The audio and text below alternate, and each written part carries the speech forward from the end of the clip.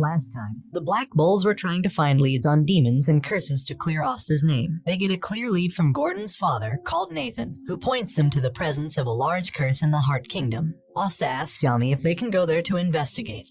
But there are too many barriers in the way, and if they are caught sneaking in, it would cause an international scandal. To circumvent this, they visit the Golden Dawn to seek out Mimosa, who has ties to a nobility student exchange program, and she agrees to put in an application for them. Meanwhile, Finral visits his brother Langris, who has mellowed down since his defeat. Finral declares he will become a man worthy of Finn's, but Langris pulls him aside. As soon as Finral sees two girls, he instantly hits on them. Langris points out that if he can't keep it in his pants, how is he supposed to be worthy of Finn's? The following day, using Yami's personal boat, Asta, Noel, Finral, and Mimosa set sail for the Heart Kingdom. When they arrive at the Heart Kingdom, they are greeted by Gaja, a spirit guardian. The Heart Kingdom is a 1,200-year-old entity, a land of twisting waterways and trees that coexists peacefully with the citizens who inhabit it. The entire country is protected within the Queen's Mana Zone. Asta is suddenly kidnapped by the Queen, and Mimosa is shocked by this betrayal. Finral helps them chase after him, but when Gaja stands in their way, Noel equips her Valkyrie dress. Gaja remarks that they are first and third stage mages, and he brandishes his unique rune lightning magic. He blasts them with an orbital laser of lightning. However, Finral moves them out of harm's way, allowing Noel to strike back with her water dragon. Meanwhile, Asta finds himself in a strange well surrounded by water knights. He meets the Queen of the Heart Kingdom, the water spirit Undyne. She has a need for his power, and she begins drowning him. In the Heart Kingdom, mages are assigned stages based on their magic power. If Asta is a 9th stage fighter without magic, then fighters like her and Gaja are 0 stage. But with Nero's help, Asta breaks free of the chains binding him, and he goes back on the offensive. Asta attacks using his Kai, but instead of Undyne, he sees a girl named Lorobchika, who is the princess and true ruler of the Heart Kingdom. Meanwhile, Gaja apologizes to Noel and the others, saying he only attacked them to get a sense of their magical stages. In magical battles between countries, the strength of a mage matters more than the number. Asta asks Lorobchika and Undyne about the curse they detected, but Undyne is confident that Lorobchika won't tell them anything. However, Lorobchika ends up telling them everything, even showing them her curse, which will kill her in a year's time, which is the reason why they brought Asta here, to use his strength to fight the devil who cursed her, called Magicula. However, before that, she remembers she forgot to water some trees, so she brings up a video feed of the entire country, showing that all of it is under her constant watch and control. Undyne soon dresses her up in her proper garments befitting of a queen, but she mulls over the devil Magicula, who is currently attacking the Diamond Kingdom. Vanessa, Luck, and Magna witness him take out dozens of diamond captains all at once. For the first time, Luck doesn't want to fight. Lorobchika soon gathers the visiting Black Bulls, but clumsily falls while addressing them. Undyne picks her up and focuses on the matter at hand. She wishes to use the unique powers of Clover Kingdom mages to help them fight back against Magicula. She remarks that special cases like Asta and Nero are known as arcane stages, who defy the basic concept of magic categorization. In exchange, she will give them any information they desire. Meanwhile, Asta attempts to contact Yami to accept the terms himself, but he is taking the biggest dump of his life, so Mimosa contacts Julius, who agrees to Lorobchika's terms. But Magicula is no ordinary devil and is far stronger than the one who attempted to revive the elves. Lorobchika plans to invade the Spade Kingdom, where Magicula resides, within 6 months before her power wanes. As such, she wants to amass as much firepower as possible and train them into a fearsome fighting force. Asta and the others reconvene back at base and report to Yami. Luck reports the mage they witnessed wipe out a Diamond Kingdom army, whom they suspect to be Magicula himself. Yami decides they'll just have to train for 6 months until they can beat the devil. The various captains of the Clover Kingdom gather to address the citizens regarding their victory over the Midnight Sun. Owen disguises himself as Julius to fool both the citizens and the king into thinking that the Wizard King is still alive and definitely not a child. Augustus then takes the stage, with Sek now serving as his personal lackey. He gives his usual boring and megalomaniac address, but it is interrupted by Yami and Jack, once again fighting over petty reasons. The citizens murmur over their violence, including rumors about Asta being possessed by a devil. The captains gather into a meeting hall where Charlotte is embarrassed to be sitting next to Yami. But with his usual lack of tact, he guesses she is simply constipated, while Jack thinks she just needs to pee. Julius finally arrives, escorted by Damnatio, whom Yami eyes uneasily. Julius then debriefs the captains on what Asta and the others have learned regarding Magicula, including the concept of magic stages and the need to bolster their strength. He plans to cooperate with Lorobchika on her attack against the Spade Kingdom within 6 months, and asks the captains to train their subordinates the best they can. Vangeance and the other captains, guilty of their actions while possessed as elves, wish to hand in their resignations, but Julius reassures them that he trusts them all. He then brings in Gelder, the former Orca's captain. He offers to pardon him in exchange for his astute business sense, which will bring more money into the kingdom since repairs cost a lot. In addition, Julius wants to cut the salaries of the captains by half to help beef up their coffers. Everyone except Yami and Jack agree. The two poor captains drink their sorrows away, bitter that the salary cut doesn't affect nobles like Fugolian at all. They challenge Vangeance to a game of cards in hopes of earning some money back, but they are instead stripped of all they have. Asta pays a visit back to Hage aboard Noel's broom with her awful broom handling skills. Along the way, he has a childish race with Yuno back into their church, where they are relieved to see Father Orsi has made a complete recovery. He tells them that all the children at the orphanage are gone, because they are all attending a new school that they built with Sister Lily serving as an instructor. The children are all excited to see them again, and especially the Wind Spirit, as one of them yanks her out to play with. When Asta sees Sister Lily again, he promptly proposes to her, to which she responds with a water blast. Noel is distracted by the sudden proposal and crash lands into him. She, alongside Nero, is introduced by Asta as fellow comrades. Lily then asks them if they'd be willing to serve as temporary instructors, since she believes the children might learn a thing or two from actual magic knights. In true Asta fashion, he removes his shirt and gathers the boys outside for physical training, leaving Yuno behind to play house with the girls, along with Noel and Nero. They are later shown to the New Leaves room where those who have awakened their magic power are being instructed under the tutelage of two nobles, the same nobles who made fun of Asta and Yuno during their grimoire selection ceremony. They felt bad about how they treated them and turned over a new leaf, dedicating themselves to teaching others. The grimoire tower master, called Draua, greets Asta and Yuno and says he is proud of all the work they've done. That evening, Asta runs into Nash, who appears to not be attending any classes at the school. But as Nero and the others know, he is not attending because he is religiously following Asta's old training regimen.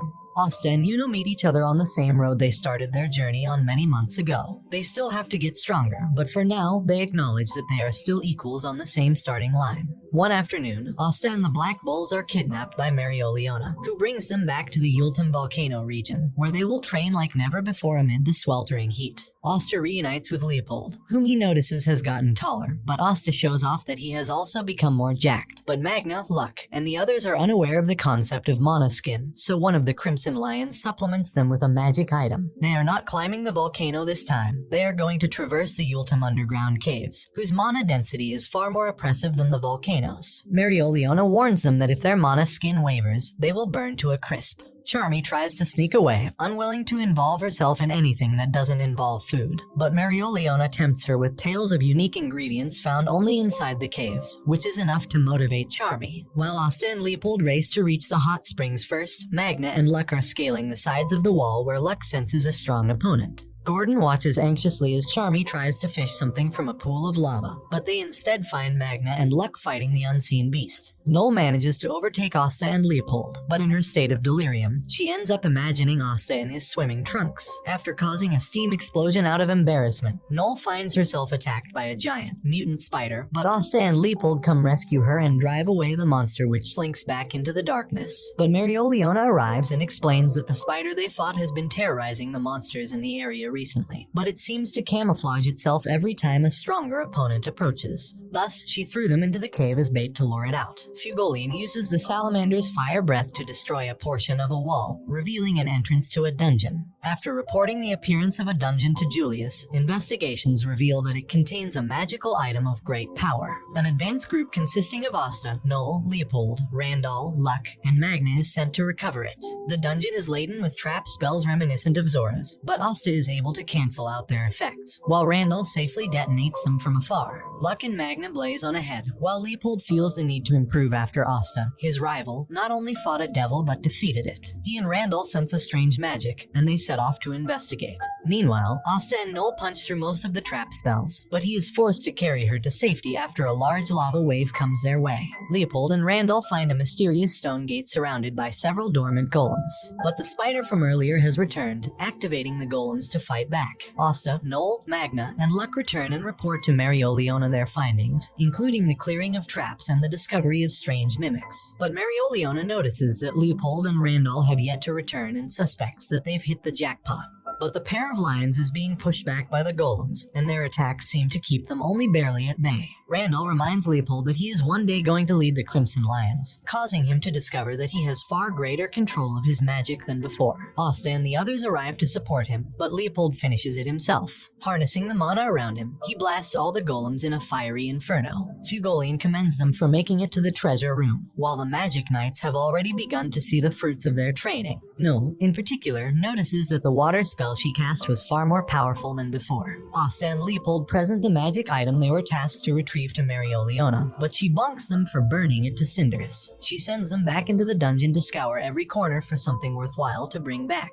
The others are allowed to relax in the hot springs, where Marioliona tells Noel that she is impressed with her progress, but she is still far from the warrior her mother was. The Black Bulls return home the next day and complain about Marioliona's Spartan training, and hope that they don't have to see her for a while. They joke that it would be funny if she were there waiting for them at their base. When they open their doors, Marioliona is waiting for them at their base. Marioliona brings them to the Crimson Lion's base, where they find that Mimosa and Kirsch were also invited. Fugolian says they have been summoned to perform a task that could decide the future of the kingdom. Enter Teresa, who is celebrating her 15th year as a sister. Their very important mission is to party for her sake. Teresa would have preferred something more low-key, but she could not turn Fugolian and Marioliona down when they also offered to feed the children. Among the children, Asta spies out Marie, but also sees a familiar-looking face. Teresa chastises a young boy, a magically de-aged gauche, for spying on Marie. Afterwards, Fugolian asks them to perform some party tricks for the occasion. Kirsch looks forward to doing a party trick full of his beauty, but Mimosa says that his whole existence is one big party trick. Mimosa and Noel perform their own routines, but surprisingly, it is Asta's plate routine that draws the biggest reaction from the kids. Teresa pressures Fugolian into performing one too, and left with no choice, he decides to pull an ace from his sleeve, boiling 3 separate eggs at different temperatures. The kids find this boring, so Marioliona performs her trick, picking them up by their heads and swinging them around. Asta curiously asks Teresa what Fugolian and Marioliona were like as children, and she replies that the former was diligent and a quick study, while the latter was a wild child that became overpowered on her own.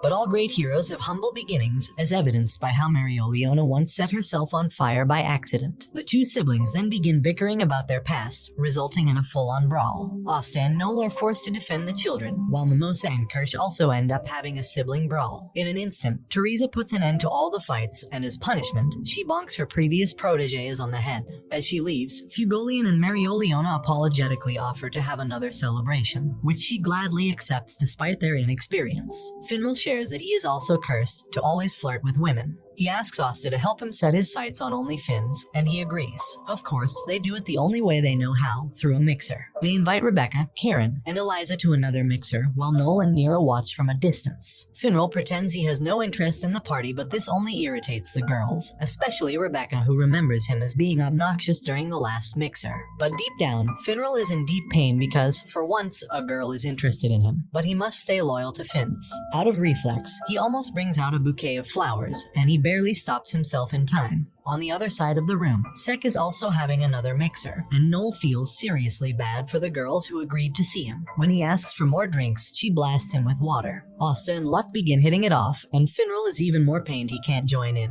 But for some reason, Eliza thinks of him as her ideal partner. Meanwhile, Nero is actually getting work done as a barmaid, causing the barkeep to tear up because he has an employee that works for once. But Nero spies some curiously high-ranking magic knights, including a mixer between the Black Bulls and the Blue Rose Knights. Puli of the Blue Roses is trying to help Charlotte make some romantic progress with Yami by organizing a mixer. But when she sees how dense the man is, she is forced to take drastic measures. She gives her advice to be more aggressive and forward and, above all, to initiate physical contact, which Charlotte finds nearly impossible to do. However, over dinner, Charlotte's hand ends up touching Yami's as they both reach for a pepper shaker, so she freaks out and jumps out a window. Trying to resist Eliza's charms, Finral hears her in distress and rescues her, but miraculously he manages to stop himself from flirting. Finns, who was watching in disguise alongside Langris, remarks that Finral's flirtatious attitude is just another part of his kindness. Yami and the others arrive to join Asta and his friends for a party, but the night is still young, and Pili works some of her magic to have Charlotte sit next to Yami. The Black Bulls are back at the beach town of Rack to train. While Noel trains, she hears a faint but familiar sound. Over lunch, Noel is unable to ignore the sound any longer and seeks it out. She follows the sound towards the beach, where she meets Kahono and Kaito, who humbly request their help. They bring the Black Bulls to the underwater temple. The last time they were here, they absolutely clapped Veto of the Midnight Eye. Here, Gypso requests their help in guiding Kahono and Kaito towards an undersea beast responsible for recent attacks. Once there, the pair will perform song and dance to appease it. Yami is hesitant to loan out his squad as some simple security service, but Noel personally offers her assistance, suspecting that a devil might also be at work. But because the mana density is greater the deeper they go, Noel is only able to create a smaller and more condensed sea dragon's cradle, so Yami assigns Finral to go with her, and to bring everyone back in one piece if things go awry. As they begin their descent down below, they are attacked by fishmen, which easily pierce through Noel's cradle. Kahono and Kaito emerge from the bubble to fight back, and Finral immediately opens a portal to send Noel back. However, another attack pops their bubble and they both begin to drown. Noel manages not to panic, and taking a page from the Heart Kingdom, she harnesses the surrounding mana to augment her own, allowing her to form personal cradles for her allies, far stronger than before. They continue their journey until they come across a mighty kraken, but Noel's Valkyrie dress dispatches it with ease. They eventually reach an underground ruin, where they encounter the massive sea guardian. Kahono and Kaito manage to calm it, revealing that it was nursing its young, whose sound Noel recognizes from before. When it touches her, she is shown a memory of her mother, who came to visit this same place many years ago. As they return to the surface, Kahono and Kaito thank them for their help, while Yami reminds Finral that he trusts him since he has his own way of fighting. As they head off to prepare a barbecue with the meat they brought back, Noel silently resolves to become stronger and to surpass her mother. Training to defeat the devil is hard work, and eating grilled kraken is also part of that training. And this brings the anime to an end. Don't forget to like and subscribe if you enjoyed, and turn on the notification bell so you never miss out on another video. Until next time, take care.